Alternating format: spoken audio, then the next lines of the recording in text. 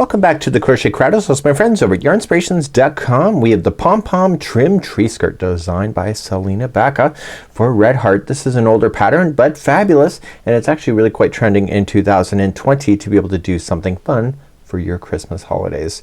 So let's take a look at this pattern a little more carefully, and then we'll continue on with our journey. So as we begin today, you're going to notice that it will ruffle. So it's one of those items. It does have a nice generous overlap about halfway through a side here, and that's what's going to be happening on here. So you'll notice that as we're continuing our journey today. So you will notice that it will not sit completely flat, and that's part of the charm of this whole thing. You can add a pom-pom for tutorial reasons. I'm gonna add a pom-pom tutorial at the end of this one today, and then we're going to begin. Once you understand this pattern, it's a matter of an easy repeat, and you can go as big or as small as you want to. So if you want to do a smaller tree, great, and if not, you can go as big as you need to go. So without further ado, let's head on into this tutorial and let's begin. And you'll need a 5.5mm size eye crochet hook today, an assortment of colors by Red Heart Super Saver. You can use Caron 1 pound or Bernat Super Value, as well as options that you can decide to do. As we begin our journey, we're going to be going through a color sequence, and you'll see it as we begin, and then it says one row with E, one row with B, one row with F, and etc. And you will notice that will be happening in. So the color sequence is actually just right here if you would like to match exactly what you see, but don't be scared to express your own creativity and design it in your own way. Once we begin this pattern, there is a repeat of 2 rows. Repeat the last 2 rows 18 times, and you'll see that, and that's something that you can decide for yourself as well. So let's begin. So let's begin today by creating a slip knot using an eye 5.5mm and your Super Saver yarn if you wish. So I need you to immediately chain 53. So 1, 2, 3, 4, 5. Go all the way to 53, and then we'll be back here in just a moment. Now that my 53 are done, I'm ready to go on row number 1. So it says double crochet 4th chain from the hook, so just count it back. So 1, 2, 3. Go to the back hump of the chain, and that's where we're going to double crochet. Okay, now let's go through the repeat pattern of this idea. We're going to then double crochet the next 4 chains in a row. So 1, and then 2, 3, and 4. And now this is where the repeat starts. So you're going to chain 2, 1 and 2, so we can turn slightly, and then we're going to double crochet in the next 5. So starting in the very next stitch, just double crochet the next 5. So we're gonna do 1, 2, 3, 4, and 5. So that is that, and now it's going to go back to the repeat. So the repeat is chain 2, and then start in the very next stitch, go to the next 5. So please do this all the way across your chain. I'll see you close to the end as we come out to the very end of this row. So I'm coming near to the end of the row and just chaining 2, and then the very last there will be 1 double crochet in the last 5 stitches. So what I would do is have a nice clean break at the end of these rows when you're changing out your colors. That's completely how what I would do if it were me and I were you. Okay, and then just come right into the end. So to do that, because there's lots of colors that are involved, what I would really get in the habit of doing is just finishing it off. So just trim your yarn right where you are, and then just slam it through a tapestry needle to finish it.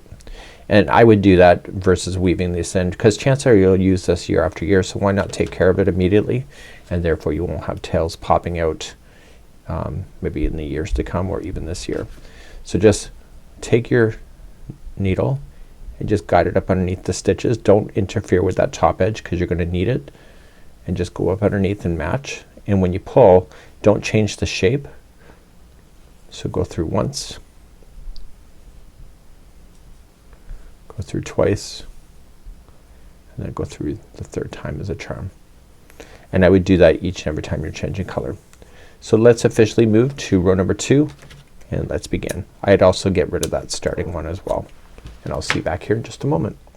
So I just finished that up. I just wove in my ends, and now let's turn it and go in the opposite direction. So grabbing a new color, whatever color you decide to use is up to you, and just start it with the slip knot for extra security, and then I want you to go into the very first one, the first stitch, and just attach it and then chain 2.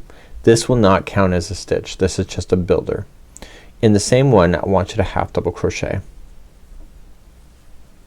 Okay, so just half double crochet, and I want you to continue to half double crochet until you get to a chain 2 space. So right now there's a total of 5 stitches below, and you don't really need to start counting those as long as you watch for those chain 2 spaces. And noticing that I'm going up over top of the straggler as well, so that it's trapped underneath, so I don't have to ever deal with that twice. Now at the corners, when you have those, you're gonna half double crochet first, and then chain 2, and then half double crochet. Okay, so let's recap. Starting in the next one and all the rest to the next corner, which is right here, you're going to just put in a half double crochet. I'm not counting, I'm just slamming in stitches. You don't need to count. So you do all those, and then you do the corner again. So half double crochet, chain 2, half double crochet. So I want you to do this all the way across to the other side, and I'll see you back here in just a moment. So as you're coming all the way across, you're going into the very last one. Because the chain here doesn't count as a stitch here, you just want it to go into the last 5. So make sure that you're paying attention to that. At any point you don't have to change your colors. So if you wanted to move on to the next row, which is row number 3, you can simply turn and begin. So remember, the colors are just a choice. So I'm going to honor what it's suggesting, and that we're going to keep this color going into the next one. So you can decide what you would like to do in order to make that work, but you can fasten off just like I showed you. So moving on to row number 3, is just that you're chaining 3, and it says it does not count as a stitch. So you're just going to double crochet into the same beginning one. That's kind of abnormal in this case. So you see here it wasn't included either. So that's something that you have to decide. So you're going to just double crochet yourself then all the way until you get to the first corner, and guess what you're going to do? Any guesses? Well, as you hit it, the corner will be a double crochet, chain 2, and double crochet. So essentially, as I'm working my way through this now, this is all you need to know for this particular one. So one row is a half double crochet row, and the other row is a double crochet row, and the color choices are basically left up to you. But eventually you're going to come to the end of this, and it does state the amount of rows that it's suggesting. I think it's around 8 or 40 rows that has been suggested for this whole thing. So just keep an eye on that, and in order to get it. But you may want to line it up with your own tree, because maybe you have a smaller version. Maybe whatever you would like to do, you can decide to do whatever. So I know, pretty hard, eh? So let's review on how to finish this thing off, as if you wanted to do the final border, and then I will put a pom-pom tutorial at the end of this video today. So let's just get to the end and let's talk about finishing this thing off. So I'm just coming all the way across the row.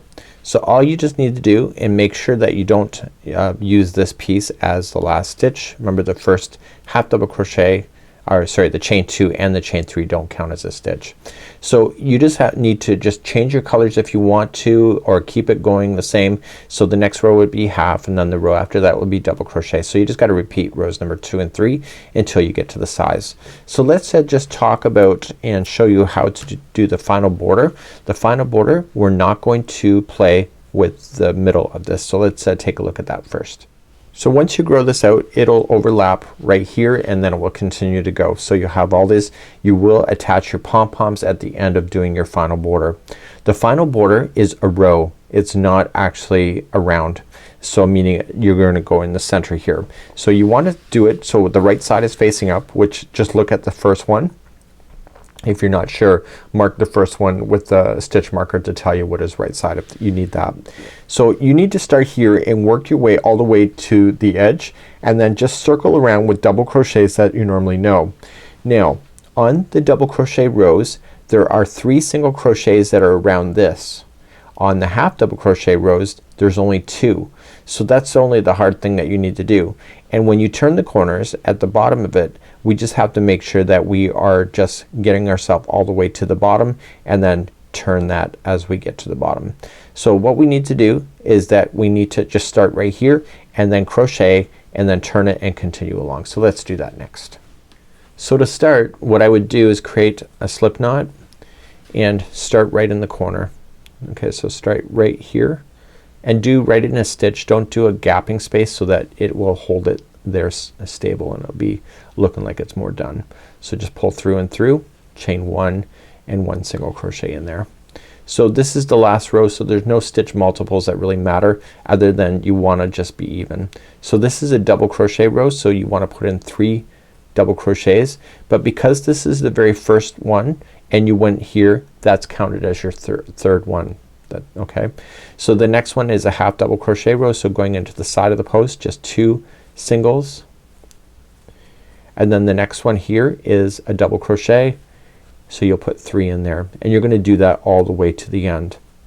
But like my one right here, I'm at the end, so I want to just immediately just put in 1 single crochet right into the actual corner. I think I'm improvising from the pattern, so if you see that it says I never read that, you probably didn't. This is just me talking. It's my own personal opinion. So starting in the first one, you want to start with your double crochets again, and then you want to get to your corners. So then remember the double crochet was 1 double crochet, chain 2, 1 double crochet, and you'll do that every time you hit a corner. Eventually you will get to the very end and then you're going to put 1 single crochet in the top, and then you, because it's a double crochet here that you see, there'll be 2 more in there. So the first one plus the other one will count. You can put 1 in there, put 3 in there. It's up to you, your call. The half double crochet put in 2 and double crochets put in 3, and this is where you'll finish off. So I've already showed you how to just weave in your ends if you need to, but overall it's a very simple pattern to be able to follow, and you'll have a really nice item, so when you pull it out each year to use is something that you can have a keepsake, but you have to crochet it the first time in order to have that. So this is the pom-pom tree skirt. So without further ado, I am going to put on that pom-pom tutorial right now. So just sit back and relax. Welcome back to the Crochet Crowd as well as yarnspirations.com. I'm your host Mikey. Today I'm going to show you how to make a pom-pom with a pom-pom maker that you may find in a store. I picked this one up here in Walmart, and I know that they're in major craft stores across North America as well. So what this is that there's different sizes of pom-pom makers. This particular kit came with all 4 sizes, and when you open them up you realize that you think that they're broken because they're separate units like this, but in actual fact you have to have them separated in order to do it. So some people use for pom-poms, they use cardboard, or they could use their hand in order to make pom-poms. These I have to say they make one of the most perfect pom-poms you'll ever see. So today I'm going to show you how to operate these, and it's the same operation for all sizes, and I will show you how to do that. So let's begin to show you. So just put the 2 sides, okay, the outside hinge is going to be toward the outside and the other one is on the other side. Okay, match it up, use the divots to hold just like you see here, and just kind of pin it together.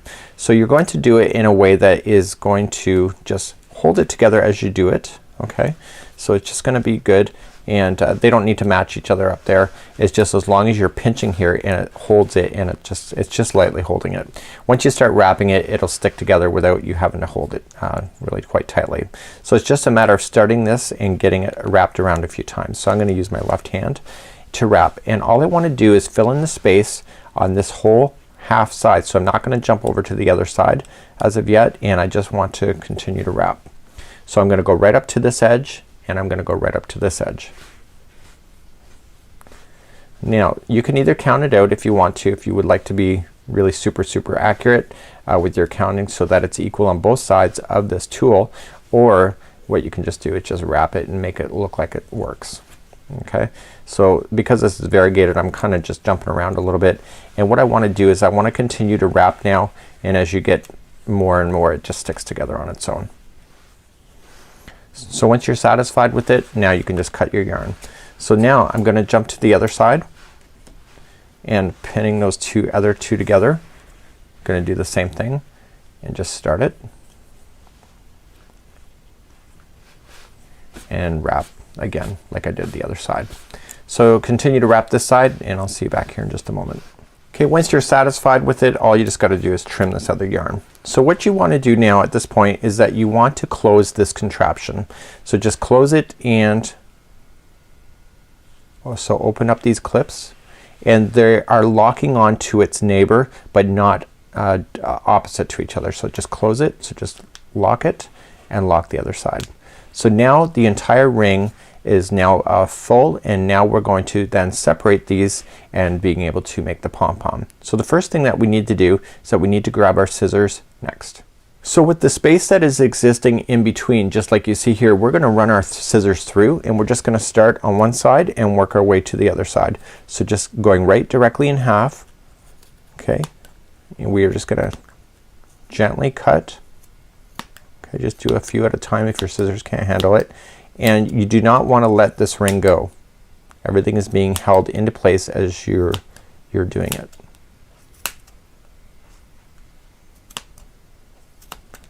Now the size of your pom-pom is varied on the size of this ring, but also how many times you wrap it as well.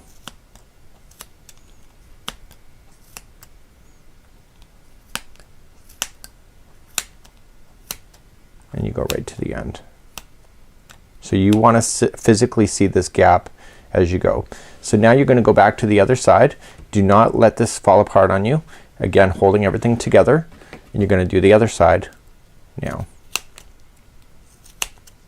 There's nothing holding these rings together, so you kind of want to hold on to it at that point. So right now I'm about to hold, which I already am, and I go right to the end. So now the rings are actually completely separated from each other, but then it's still in the inside. So just gently put it down, and I need you to grab enough strand. Now if this material is not strong enough to be tied, then you got to use a different material in order to do the tie in the middle.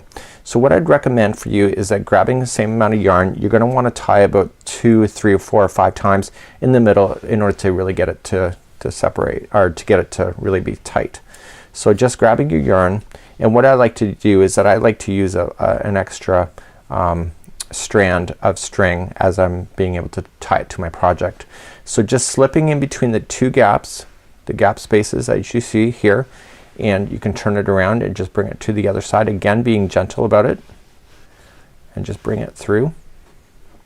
And do you see the hinging here? There is a space, so the yarn will go in between that too, and you just want to pull it through. And so just you start to tie your little knot here. So just let's do that. So let's just put that through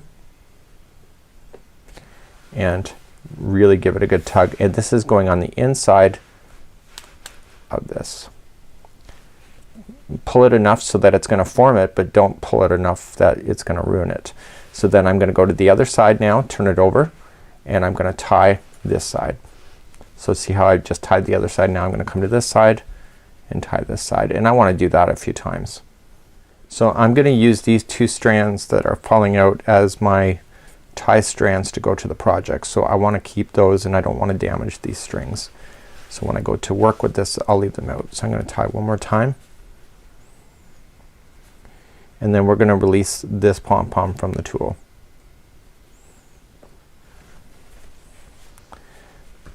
Okay, so there's my strand. So now I'm just gonna hold it by those 2 strands. So now I can open up the tool by just releasing these clamps on both sides, so they're on both sides of the work here, and all I can do is to open it up now, and it will release the pom-pom. So there's one out, and here's the other one coming out in a second, and there is my pom-pom. So now, holding it by the 2 strings so you don't accidentally cut it, now you just fluff it up. Okay, look how perfect that is. It looks nice and full, and you're just gonna take your scissors then, and just any ones that are just abnormally long, or just didn't sit right, or just kind of looks like it's not working well, then you're just gonna safely just trim it like this in order to form the pom-pom, like so.